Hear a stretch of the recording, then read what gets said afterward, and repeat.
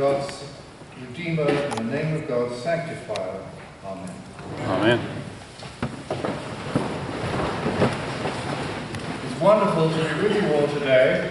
It's actually 27 years since I was last in this pulpit, and none of us has changed a bit. But it gets better, because before there was OES, I was at Marin Country Day School, and before I was at Marin Country Day School, I was at Choate. And one of my jobs at Choate was to create a relationship between our development office and the school in general and the local television station in New Haven. And one of the first things we did successfully together with that station was a glee club performance of the Schubert Mass in G. So I've been weeping on the back with all the familiar faces and so on, and the music is just beautiful, and thank you so much. The readings for Pentecost offer a bounty of delights for the preacher. It's the birthday of the church. There's the commitment of the church to people of all languages and therefore of all races.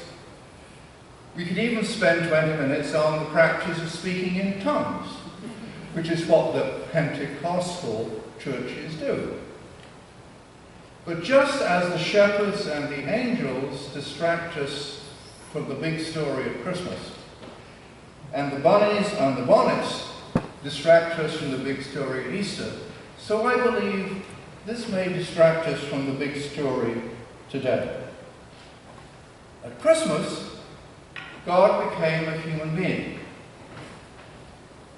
At Easter, that human being, hopefully implausibly, rose from the dead.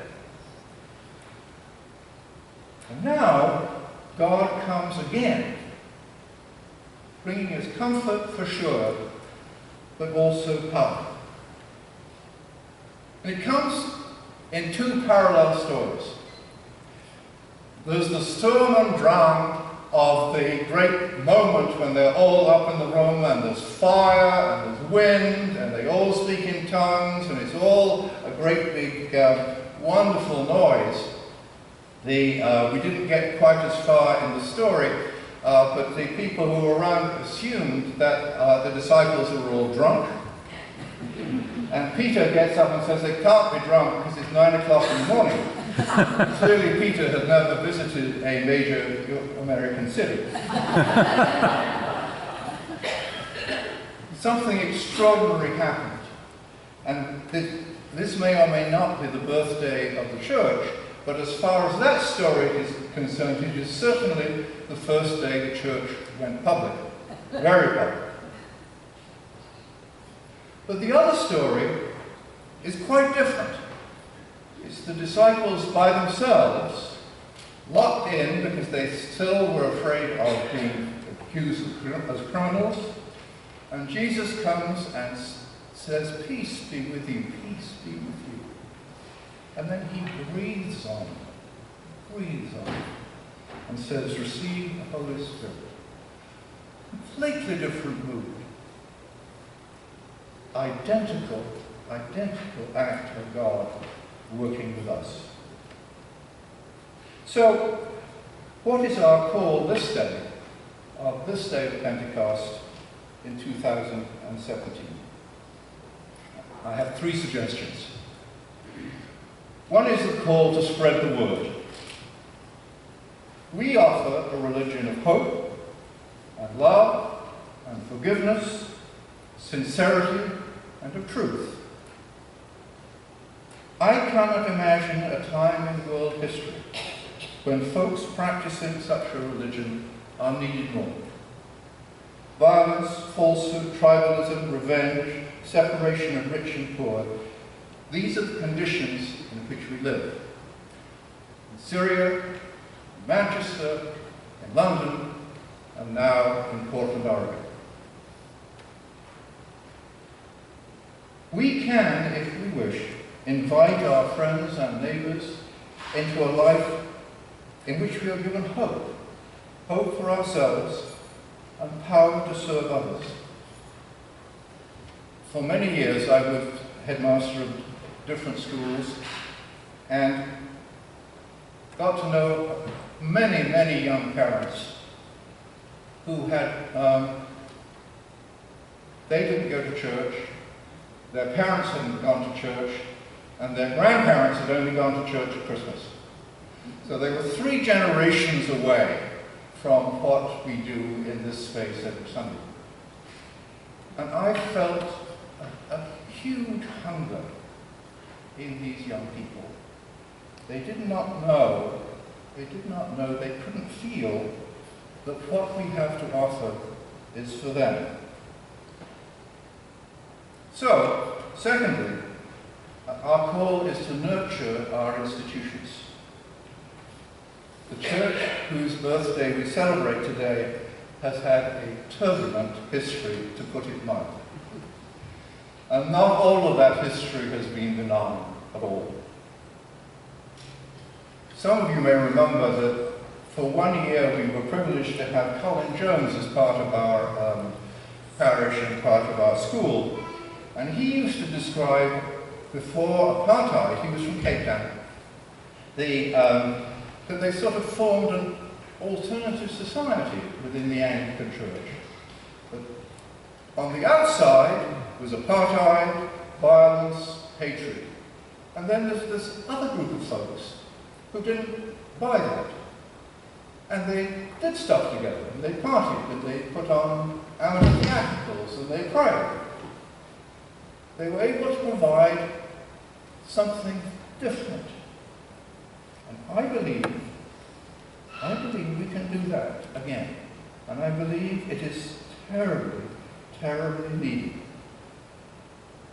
We need to provide islands of peace and of sanity. And OES and institutions like that are especially important because they can create a vision for folks who did not necessarily choose the institution for that reason. I want my kid to go to OES so he'll get into Stanford.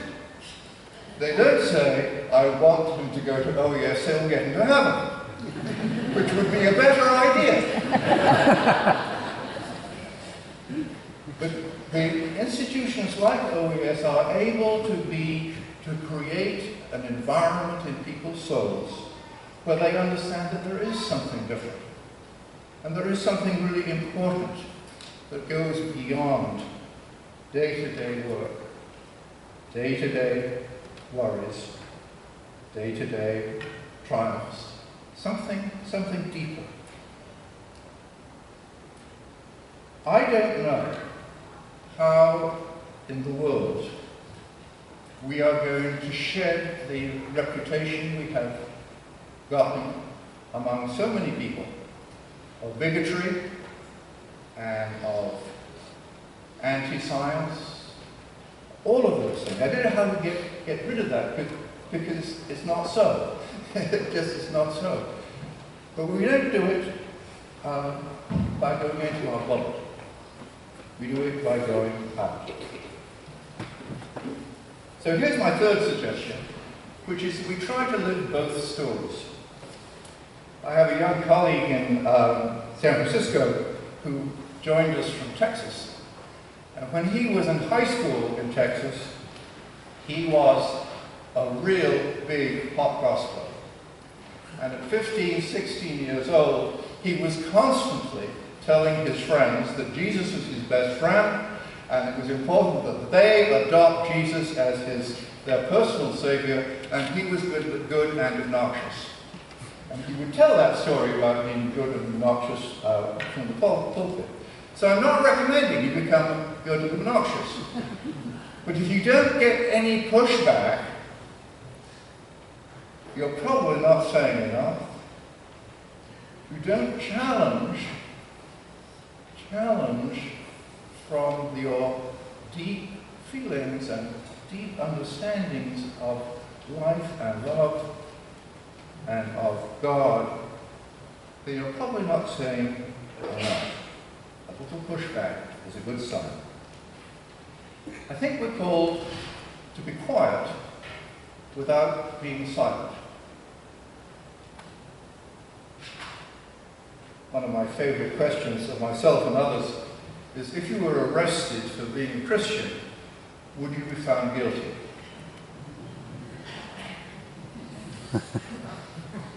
So, quietly, we can be active. We can be active in good works, charitable good works, environmental good works, and yet, political good works.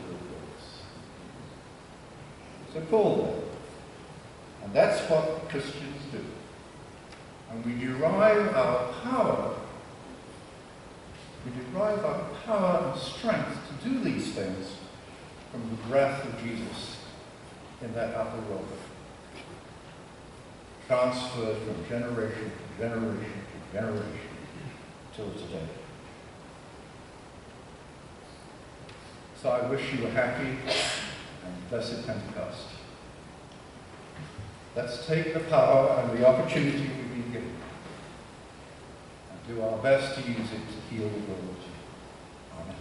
Amen. Amen. Amen.